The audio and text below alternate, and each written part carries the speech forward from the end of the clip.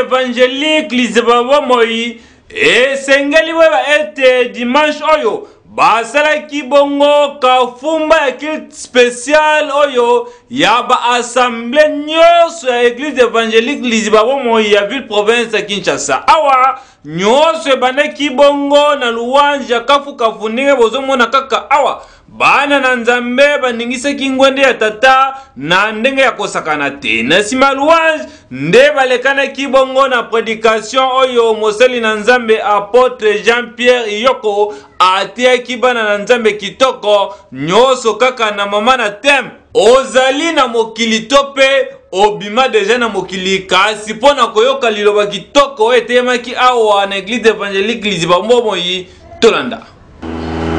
Seni moi boya fwali misazo kuma mazo pesa ba ofrande na ye banza bagi okosala dikekote yamana bagi na ay bana na Kongo te yana pino Kongo la yazali azande liyo na Nzambe amen amen aye ko pona siko aye ko siko mwana tela liboso Abraham ne ko sala siko abia sabi Abraham pamana pambola yo nasa na yo bimana na mokili na tata na yo pena bandeko na yo na tata na yo Abraham abimaki na tata na ye tela wana abimi na Lot epeza metanda tela kufaki tata na kufaki Lot amtatika laki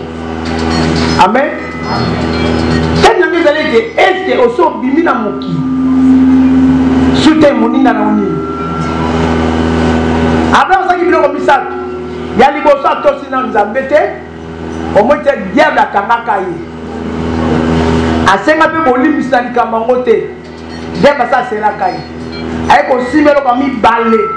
akangi ye okoyoka mongongo ya Mose Sara apota na mwana musana ya gani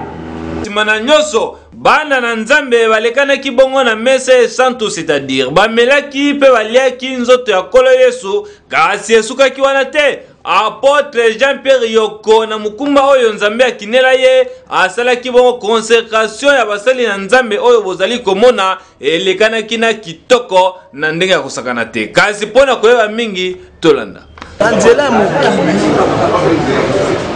mokili Chuta mokito pambola mate fo mutabima na mokili na ba système nyoso ya mokili akabwa nango bon kola ya suka sala pa kola biboza mokili te c'est zo vena mokili to pambola mate pa mokeza prison mokili ya lié alors pas na mokili c'est ça comme Jésus so ni Jésus kwa kwa c'est donc bila mokili omo tamu sama siko na ye ndi akopambola kwa Abraham amen waka na mokili ako nakopambola ko bibina misala nyoso mabe ya mokili ndi akopambola mate ote ya mate passer ba pengu passer ba wini mabumu na ba passer ba pengu eta ba passer ba pengu eta ba ngoli no message ba passer ba pengu mwana makala anga balimetele mbaselembau ozengi esika ya kobondela yaka kaka awa na église évangélique Lizibabo Moi oyo ezoni bongo na avenue Mosango numéro 22 bis na quartier Yolo Sud na commune ya Kalamu oza mobimba soso esi eleli soki oboyi apôtre Jean-Pierre Iyoko osali ya yomokili